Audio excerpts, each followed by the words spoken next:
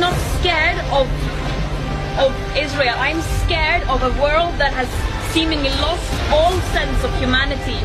And what we are doing here is trying to show that there is still some humanity left, that there are still people willing to step up when all other means fail. But this is a last resort. This mission should not have to exist. We are continuing our journey towards Gaza to deliver humanitarian aid to a population that is being systematically starved as a continuation of decades and decades of suffocating oppression, apartheid and occupation. There are over 2 million people who are living trapped under a siege.